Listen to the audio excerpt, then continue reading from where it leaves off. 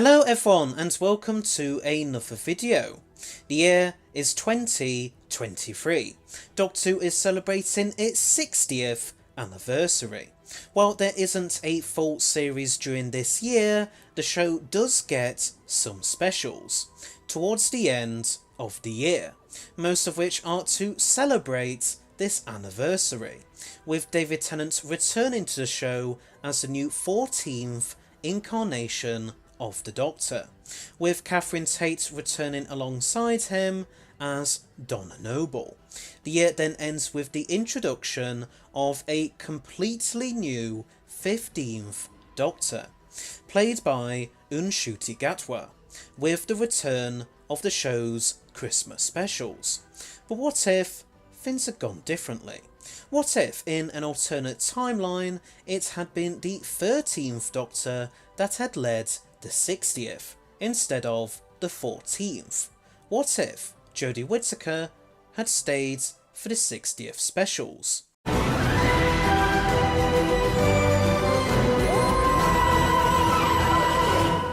Now, I should say that this scenario isn't really based in any sort of reality.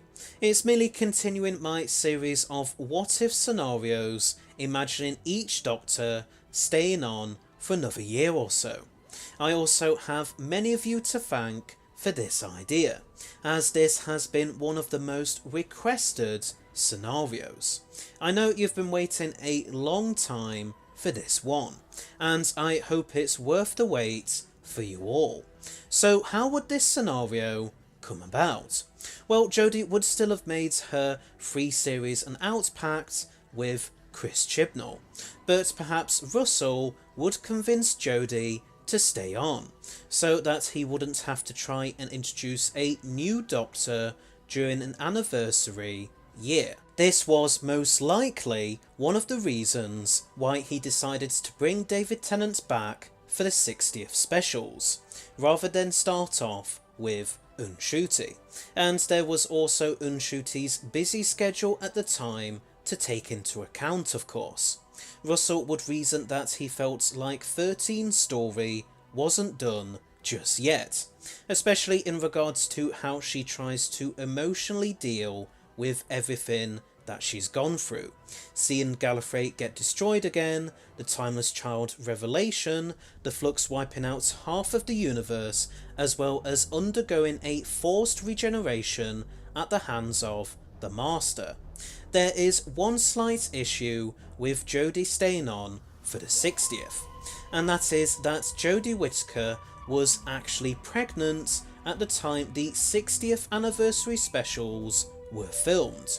You see, she was already in the early stages of pregnancy when she filmed The Power of the Doctor from September to October 2021.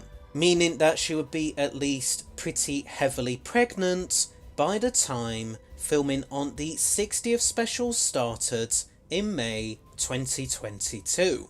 She might have even given birth by then, and so might need to be on maternity leave for some time. Now, they could possibly work around it by working it into a storyline, perhaps, but I don't know how the Doctor being pregnant would go down with fans and viewers. They could delay filming on the specials to give Jodie some time to spend with her newborn, but it could have a knock-on effect on when the following Season 1, aka Series 14, would be filmed, and it could have an impact on how much time could be spent on the post-production. But I think it's the only real ethical answer, unless they can perhaps start filming not too long after filming has wrapped on The Power of the Doctor. This would certainly be a very unusual step, as it would mean that the specials would all have to be lumped together, even though they would be under the leadership of two very different showrunners. I don't know how likely such a thing would happen within the modern world of TV production either. So I'll let you all decide in the comments below whether them doing it earlier or later would work best. Another issue with this scenario, as if there weren't enough already, is that Russell T Davies was only brought back as showrunner after he'd sent an email to the BBC high-ups to let them know that both David Tennant and Catherine Tate were interested in returning to the show. So taking that into account, I'm not sure how likely it is that he would have returned as showrunner if Jodie Whittaker had stayed on for a bit longer, instead of David Tennant returning. Of course, it could be possible that we could have had both Whittaker and Tennant back for the 60th anniversary specials, and perhaps that could serve as the basis for some type of multi-Doctor story or mini-story arc flowing through the 3 60th specials. But anyway, let's actually move on to how this timeline would affect the specials themselves now. Well, just imagine that all of the stuff I've just mentioned doesn't affect how the specials turn out. So let's start off with the power of the Doctor. How many changes would we need to make to it now that it won't be Jodie's final story? Well, not that many actually. We could still have it play out more or less the same for most of its 90-minute runtime, but the very end would have to be altered somewhat. 13 and Yaz would still make their goodbyes, as 13 would still be on the cusp of regenerating. But now when we get to the regeneration scene on Durdle Door, something would go wrong. 13 wouldn't change her face at all, and would be left confused, as would the audience. She would then mimic 14's reaction to returning to an old face and feel her features, realising that she hasn't changed. She would then dramatically exclaim, "What? What? What?" just like 14 did. 13 would then go looking for some answers. I don't know if the Liberation of the Daleks DWM comic would still exist in this alternate timeline, as it was clearly created to serve as the 14th Doctor's first chronological story, and there would obviously be no need for that with 13 staying on. We could have still had some DWM comics picking up where the alternate power of the Doctor left off though. We probably would have still had the Destination Skaro Children in Need minisode, just obviously now with 13 instead of 14. Now there's a few ways I could see the 60th anniversary specials going, so let's split this video up into a few different scenarios so that we can go through each of them one by one. Timeline 1. 13 gets reunited with Donna. This is a pretty boring scenario when compared to the others, hence why I thought I'd get it out of the way with first. This timeline would basically be more or less the same as what we got in our timeline. The only real difference is that the 13th Doctor would lead the 60th specials, rather than the 14th. Everything else, however, would stay the same. The Doctor would still be reunited with Donna. Due to 13 obviously having a different face to 10 or 14, Donna wouldn't recognise and remember the Doctor in the same way that she did in our timeline. Perhaps it would take her a bit longer, but would be triggered by hearing Rose or Shirley call 13 the Doctor. But yeah, beyond that, the overall course of the specials would stay the same.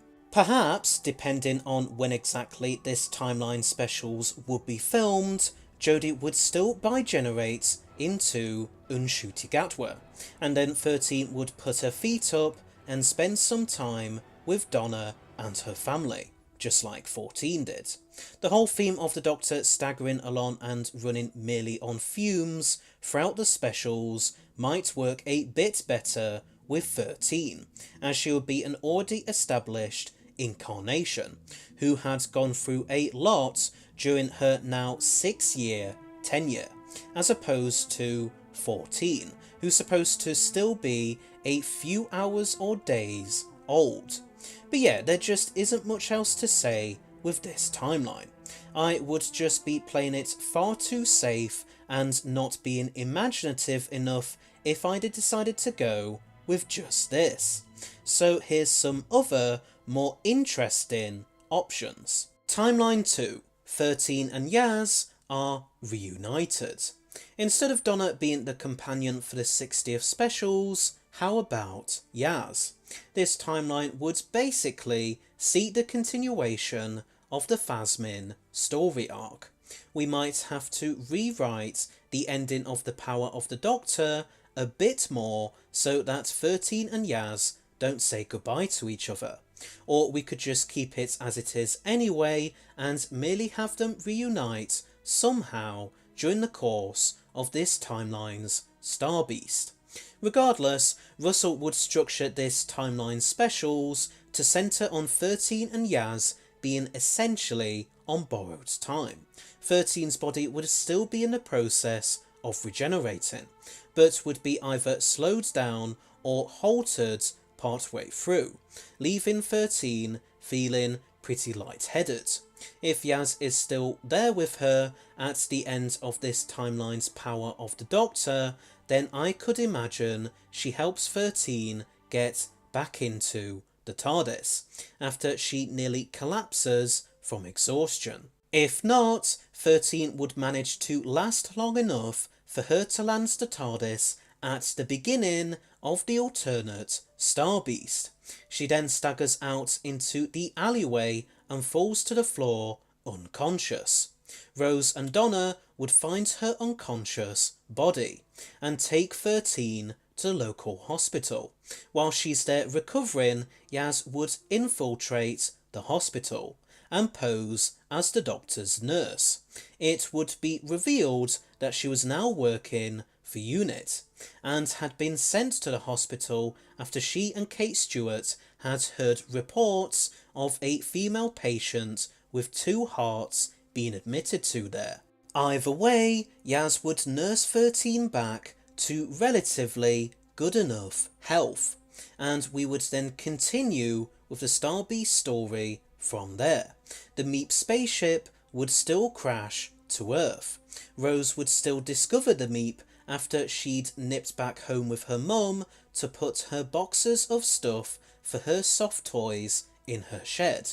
The Doctor would see the reports of the Meep's crash ship on the news and would convince Yaz to let her go and investigate, although Yaz would insist on coming with her. Donna's memory would be triggered by hearing Yaz say the Doctor's name all the time. Yes, I know I use a similar idea for the previous timeline, but don't worry about it. Donna would die at the end of this alternate Star Beast after her memory gets triggered and brought back. And this would then kind of teach Yaz a very important lesson about just how dangerous travelling with the Doctor can be, and what could potentially happen to her if she's not more careful. And so Yaz starts to question whether she really should still be travelling with the Doctor, which leads into this timeline's alternate Wild Blue Yonder. Some more stuff gets touched on in terms of how much the 13th Doctor has kept Yaz out of the loop, with stuff like the Timeless Child, Gallifrey's destruction, and just, well, everything really. 13 would initially tell Yaz's not thin duplicate everything when she thought that it was the real Yaz. She would do this in a rare moment of strength, knowing that she needed to finally get it all off her chest. She would later tell the real Yaz about it all towards the end. Yaz would be shocked by how much the Doctor had kept from her and would ask why she hadn't told her sooner. The Doctor would explain that she was the type of person who liked to handle things herself and not burden her friends with all of her secrets and issues. Yaz would tell her that after everything they've been through together, she didn't have to worry about being a burden. Whatever the issue is, they will face it together. But this does make Yaz wonder what else the Doctor could be keeping secret from her. And then for this timeline's giggle, I can't really imagine much changing. I think the Doctor would still come face to face with the Toymaker, and the general storyline would still play out more or less the same. When the Toymaker taunts the Doctor by revealing what happened to many of her past companions through his puppets, Yaz would be shocked to find out that the Doctor had kept something else a secret from her. She'd thought that their relationship was based on mutual trust and honesty, but now she realises how wrong she was. Once they get back to the present day, Yaz tells the Doctor that she's had enough. She's leaving her. The Doctor pleads with Yaz to stay, as she needs her help. But Yaz is too angry to listen. She doesn't understand why the Doctor couldn't have been more open and honest with her. She says that if she had realised how dangerous travelling with the Doctor can be, she never would have joined her. The Doctor tries to explain again how she has this bad habit of keeping things to herself. She doesn't want to scare anyone off by revealing what's happened to her past friends, and it's just her natural way of dealing with so much grief and pain. But Yaz isn't having any of it, and explains that she's worried what could happen to her. She could die in some far-off alien world, and her family would never know. The Doctor promises to her that she'd never let that happen, but Yaz retorts, "I bet that's what you thought with all the others." Yaz then storms off, leaving the Doctor alone in despair. The Doctor now only has Kate Stewart, Mel and the rest of UNIT to help her defeat the Toymaker. She challenges him to a game, with the game of cards having not happened in this timeline. She would suggest a game of cards, but the Toymaker has another idea, and beams with a sinister smile. He suggests a game of chess, but with a twist. He then snaps his fingers and turns himself, the Doctor, Kate, Mel, Shirley and Rose into real-life chess pieces. The Toymaker puts himself on the black side and the Doctor on the white side. He turns some UNIT soldiers into pawns for the Doctor's side, and summons some old enemies of the Doctor's to fill out the rest of the pieces on his own side.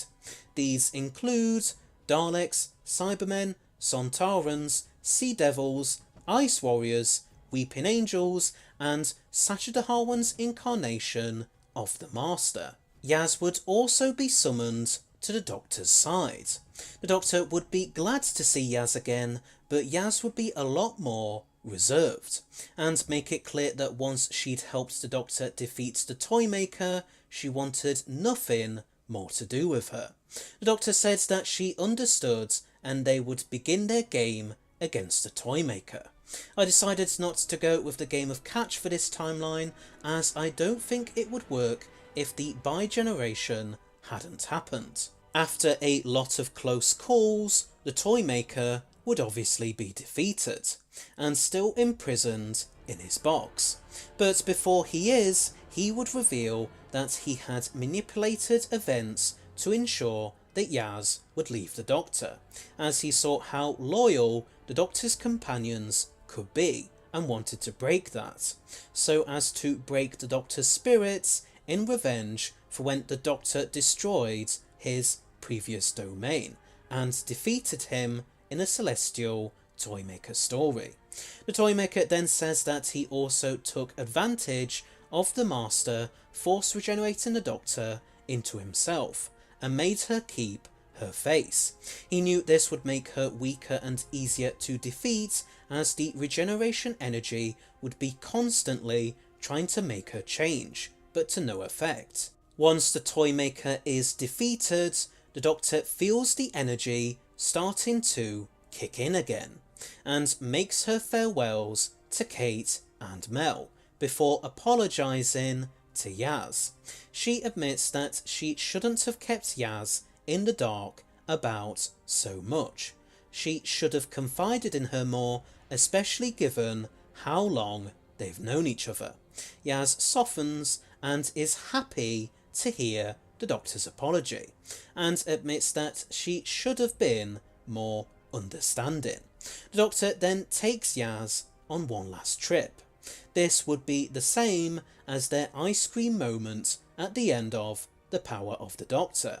They then kiss before the Doctor drops Yaz off back on modern day Earth. The Doctor then gives into the energy, and her resulting regeneration explodes everywhere in the TARDIS, destroying the console room. The TARDIS then spirals out of control and crashes back to Earth. Think of the end of time into the 11th hour.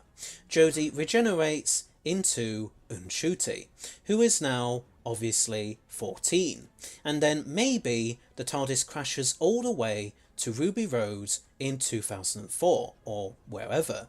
Then we pick things up with the church on Ruby Road. So yeah, a lot more interesting than the first timeline, I would argue. I think this would all really help to tie a neat little bow in the whole Phasmin arc, and would force 13 to face the consequences of her keeping so many secrets from her friends.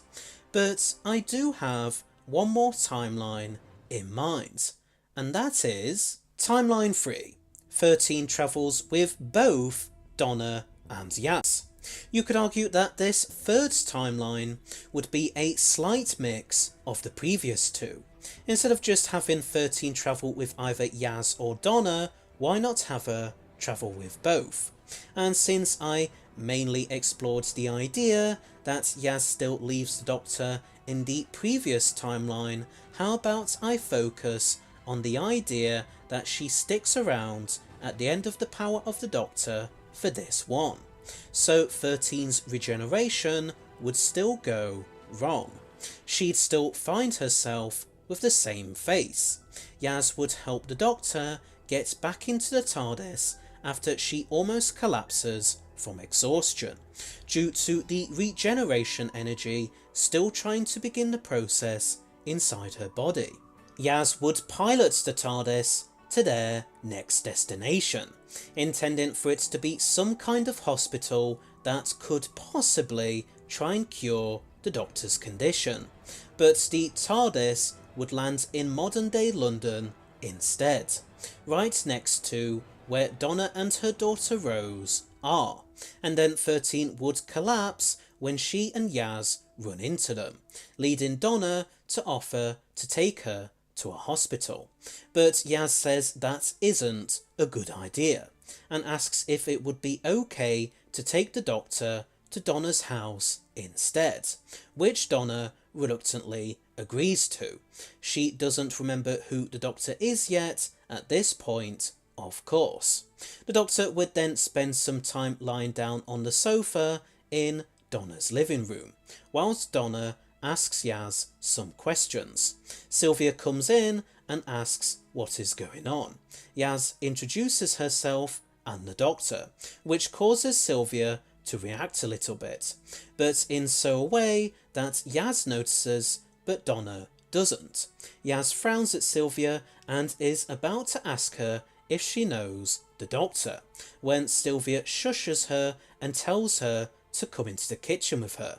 Once there, Sylvia then explains to Yaz how she knows the Doctor, although she isn't too sure if the Doctor that she knew is the same one as the one that Yaz came in with, due to 13 obviously looking very different to 10. Sylvia then explains why she didn't want Donna to notice her reaction to hearing the Doctor's name, and what exactly happened to Donna. Yaz is shocked to hear about all of it, and it causes her to wonder whether anything bad could one day happen to her if she were to continue travelling with the Doctor.